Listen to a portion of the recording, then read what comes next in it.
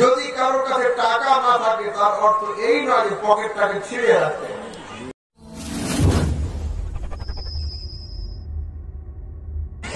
যদি কারোর কাছে পানি না থাকে তার অর্থ এই নয় যে পাত্রটাকে ছিদ্র করে ফুটো করে ফাটিয়ে রাখবে। যদি কারোর কাছে টাকা না থাকে তার অর্থ এই নয় যে পকেটটাকে ছিঁড়ে রাখতে। টাকা নেই, পকেট ঠিক রাখতে হবে। কেন? রাস্তায় বের হলে তো কোন দানির সঙ্গে সাক্ষাৎ হতে পারে, যদি দেয় রাখলে যেন পড়ে না যায়। আমাদের পানি কম থাকে থাক, কিন্তু ইমানকে মজবুত রাখতে হবে, ইমানের পাত্রকে মজবুত রাখতে হবে। কিয়ামতের দিনে আল্লাহ তাআলা যখন রহমতের পানি ঢালবেন তার থেকে পড়ে না যায়। এক হলো ইমান, এক হলো আমল।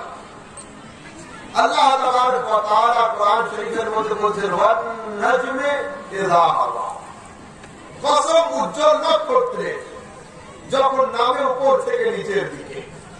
সায়েন্সের স্টুডেন্টরা জানে অন্ধকার রাত্রিতে আসমানের দিকে তাকালে মাঝে মধ্যে দেখা যায় একটা তারা যখন খসে পড়ছে উল্কা পাত্র, উল্কা পিণ্ড বলা হয়। তো আল্লাহ পাক শপথ নিয়েছে উল্কা পিণ্ডের, কিন্তু কোরআনে তাফসীরে লেখা হচ্ছে না ওয়ান নাজম, কসম নূরে মুস্তাফার ইযা হাওয়া, মেরাজের রাতে মুহাম্মাদী নূর যখন উপর থেকে নিচের দিকে অবতরণ করছিল। নাজম মানে কি? তা হচ্ছে আন নাজমু আল আসল। নাজম মানে হলো আসল, রুট বা জড়। এখানে আলহামদুলিল্লাহ উলামায়ে কেরাম আছেন, মুহাদ্দিসিনে কেরাম যখন কোন হাদিস খুঁজতে গিয়ে হাদিসের সনদ খুঁজে না পান, লিখে দেন লা নাজমা লাহু, আয় লা আসলা লাহু, এর আসল বুনিয়াদ নেই। এক হলো গাছ, গাছে থাকে ফল ফুল, শাখা প্রশাখা, ডালপালা ইত্যাদি। গাছের নিচে থাকে জড়। যদি গাছের ফল ছিঁড়ে নেওয়া হয় গাছ বাঁচবে, ফুল পেড়ে নেওয়া হয় গাছ বাঁচবে, ডাল কেটে দেওয়া হয় গাছ বাঁচবে। কিন্তু গাছের শাখা প্রশাখা, ডাল ফল মূল সবকিছু রেখে দিয়ে গাছের জড় কেটে দেওয়া হয়, ওই গাছ কিন্তু আর বাঁচবে না।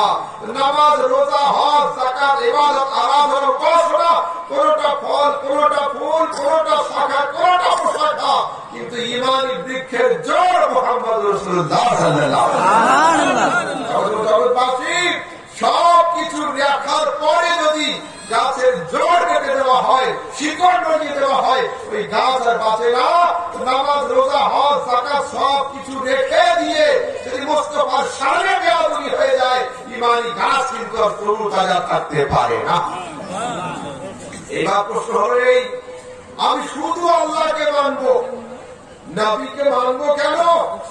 নবী ছাড়া কি ঈমান সম্পূর্ণ হবে না? এরকম শোনো, মন দিয়ে শোনো। আর এই প্রশ্ন মানুষের কানে কানে চলছে, কেবল আল্লাহ যথেষ্ট, ঈমানের জন্য নবীর প্রয়োজন নেই। আস্তাগফিরুল্লাহ আযীম, সূরা ইউনূস খুলুন। আল্লাহ তাআলা ফিরআউনের পানিতে ডোবানোর ঘটনা বয়ান করছেন।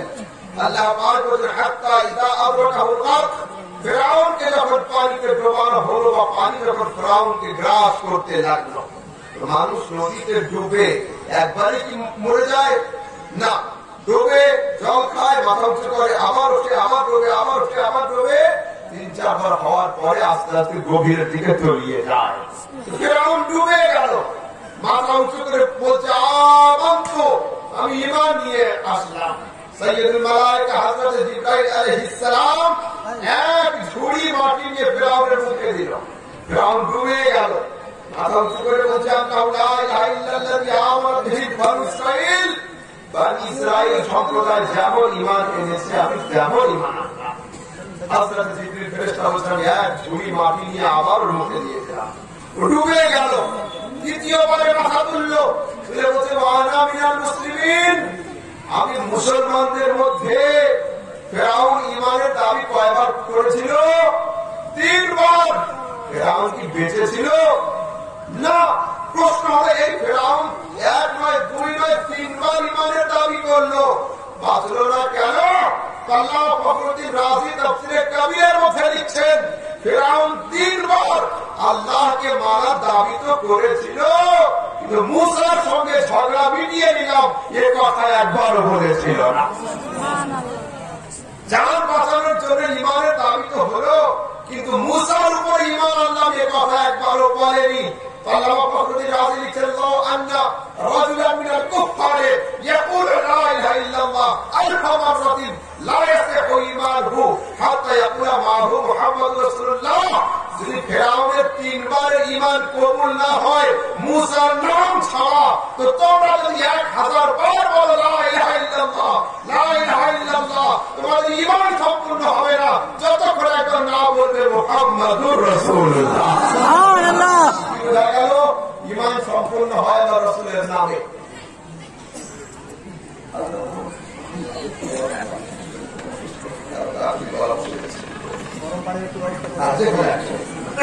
এবার শুনুন, এইদিকে হালোজিন বাল্ব, এদিকে হালোজিন বাল্ব, এর পিছনে তার কটা আছে? কটা তার আছে পিছনে? দুটো তার। দুটো তারে কি কারেন্ট? একটাই কারেন্ট, একটাই আর্থ।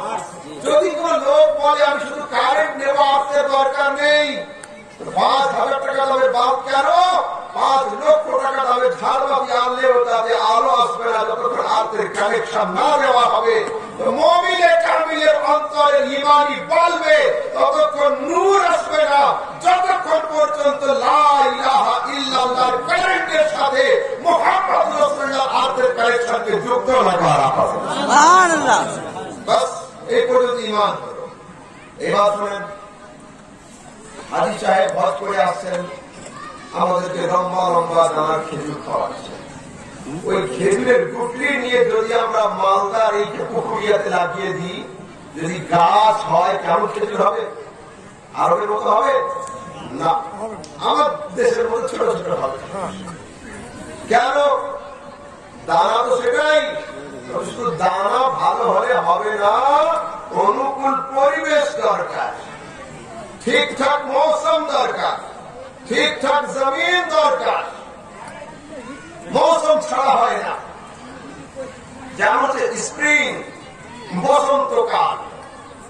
বসন্তকালে লিলি, সূর্যমুখী, মুচকুন্ডা, লিচু, আভোকাডো এই সমস্ত ফল ফুলগুলো হয়ে থাকে। গ্রীষ্মকাল সামারে কামিনী, তারপরে আম, স্ট্রবেরি, ডুমুর, পেঁপে এই সমস্ত ফল ফুলগুলো হয়ে থাকে।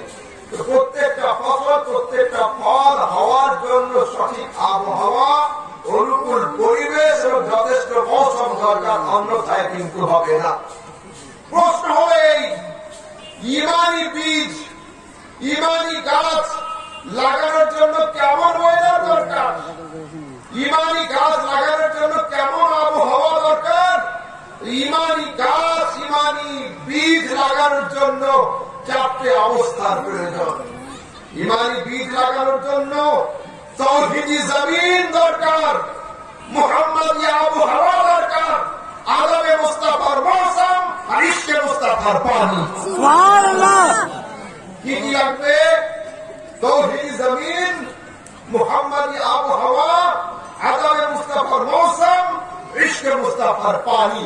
এই 4টে জিনিস না হলে কিন্তু ঈমানি বীজ লাগানো যাবে না, ঈমানি গাছ বড় হবে না।